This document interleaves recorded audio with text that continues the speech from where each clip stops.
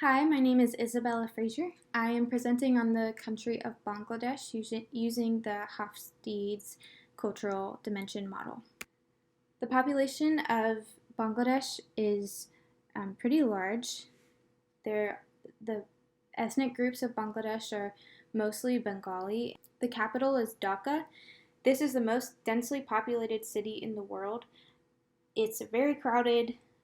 That's a, the biggest city the biggest urbanized city in Bangladesh. The government of Bangladesh is a parliamentary republic. There's a chief of state, a president, and also a prime minister.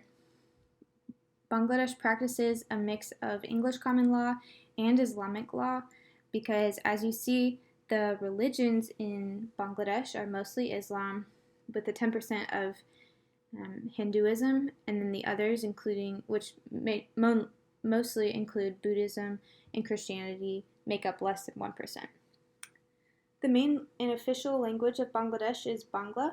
It's also called Bengali. Only 38.2% of the population is in an urban setting. Hofstede's cultural dimensions were created in 1970 is when he began his work, and in his career he began to be interested in the different cultures and how people in different cultures work together and the main differences between those cultures. Power distance is the first cultural dimension that Hofstede covers. Power distance really just means how comfortable is a person of a certain culture with an unequal distribution of power.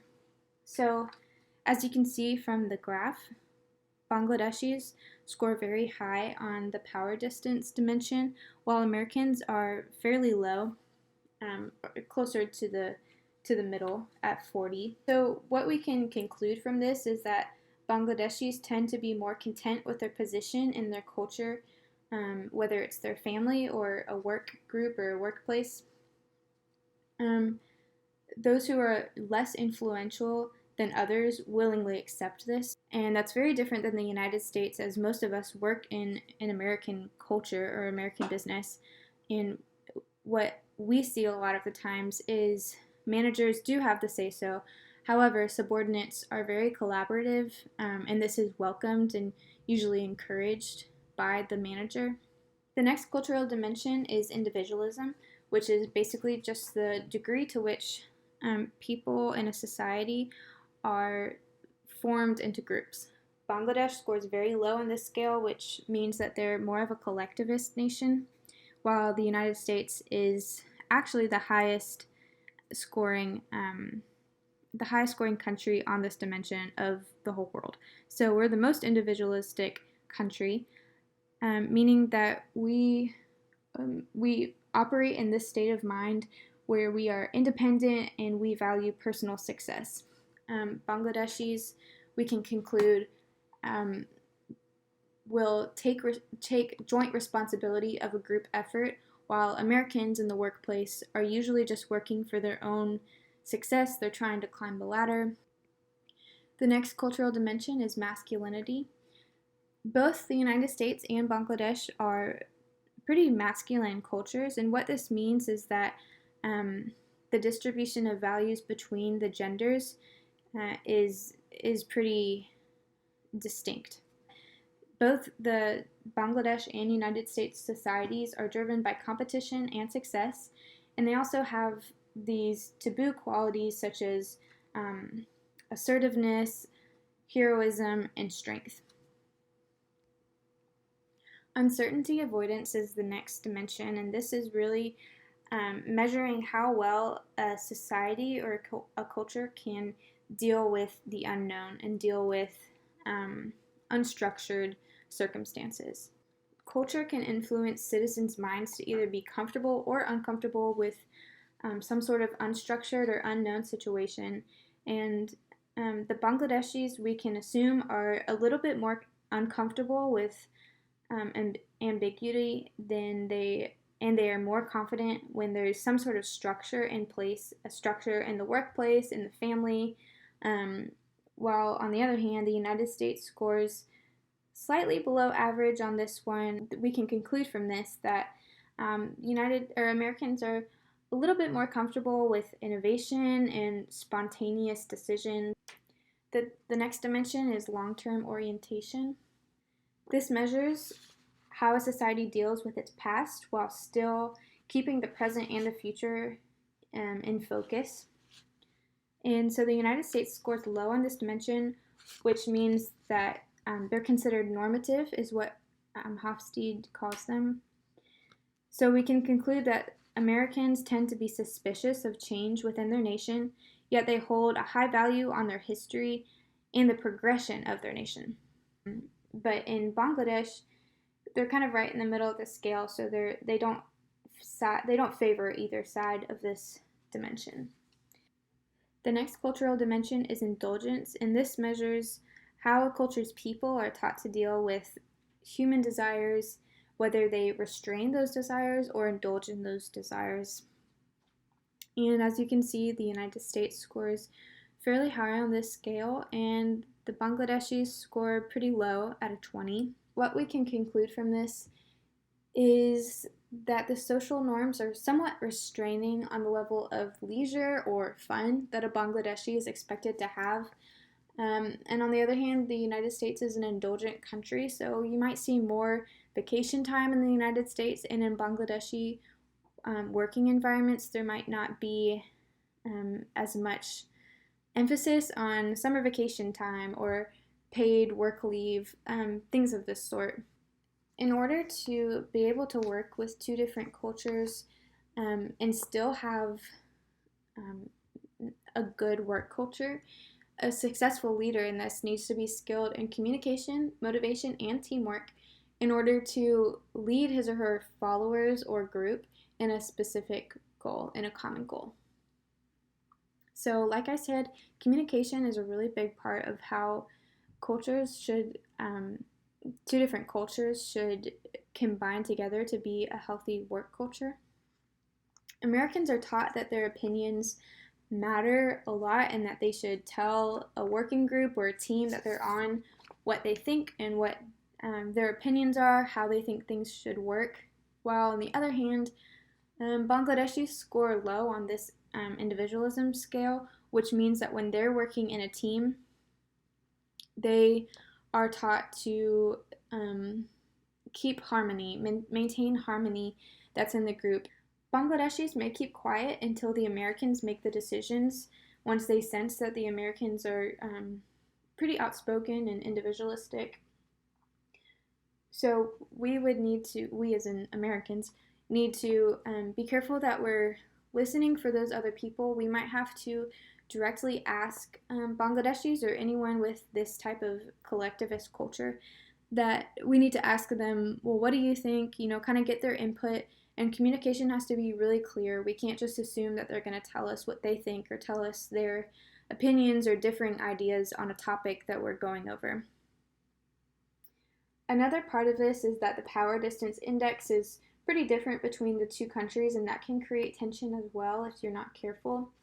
The United States score is pretty low, which results in Americans expecting to be consulted by their superiors. So if an American has a Bangladeshi superior, they may be offended if the Bangladeshi superior makes a decision about their role or a project that they were working on without consulting them.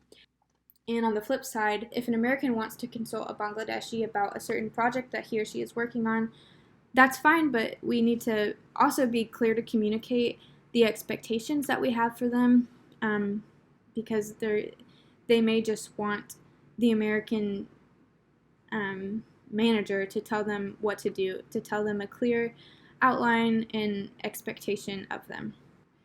The motivation application is another piece of working cross-culturally that is really important.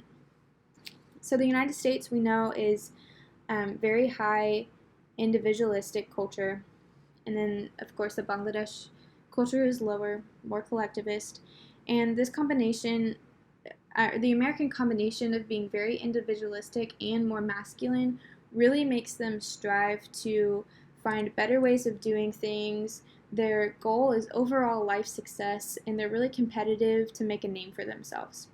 On the other hand, Bangladeshis tend to be more relationship oriented due to their collectivist nature.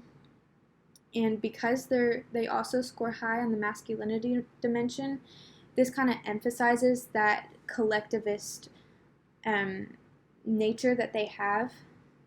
Um, so they are ambitious and competitive, but this ambition and competition is a joint effort between their team or group that they're part of because of that collectivism nature. So when Bangladeshis and Americans are working together, we need to remember that as Americans, though it's not a sin to be to lean more towards the individualism side, but we need to be careful that we remember that we're not working for people, but we're working for the Lord. In Colossians 3:23,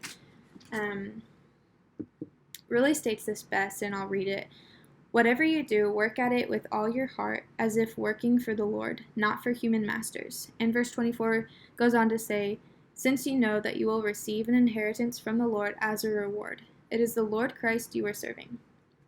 So that can tell us that we shouldn't be motivated solely by our desire to succeed and make a name for ourselves. And we shouldn't be completely motivated to boost the team or to please a group of people. But we're actually working for the Lord, regardless of where we fall in the individualism dimension. We're working as if for the Lord. And our inheritance isn't here on earth. It's not in a job, a new job or a raise. It's an eternal reward that we won't see until eternity.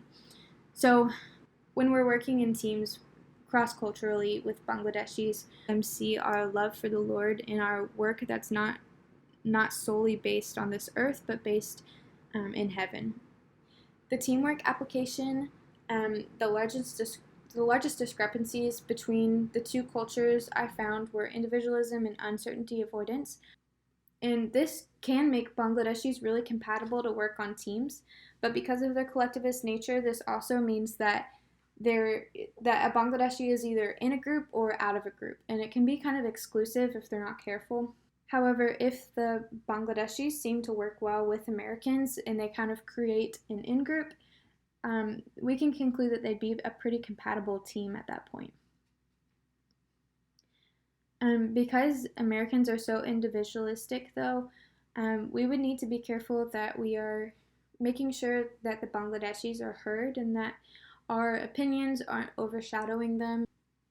Another aspect of teamwork can be concluded from the uncertainty avoidance cultural dimension.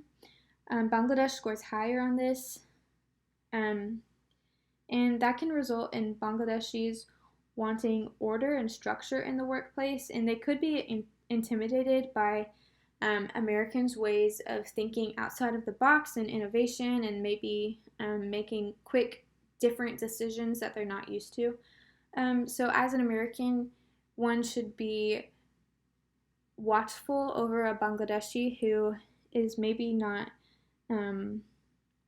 maybe just a little bit uncomfortable with some of the spontaneous ideas and innovations that the American group may be coming up with, and just kind of talk through what's, the pros and cons, and make sure that everyone's on board before a decision is made. In conclusion, the Bangladeshi and American people are pretty different, but also very similar. We're all created in the image of God. We're all His children, and we're all created for the purpose of glorifying Him and edifying each other.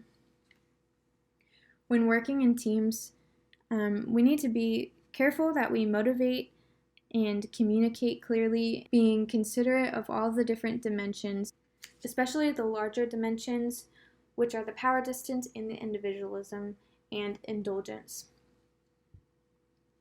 Overall, if you ever get the chance to work with Bangladeshi people, you should be mindful of these things and make sure to learn as much culture as you can. What an awesome opportunity that would be.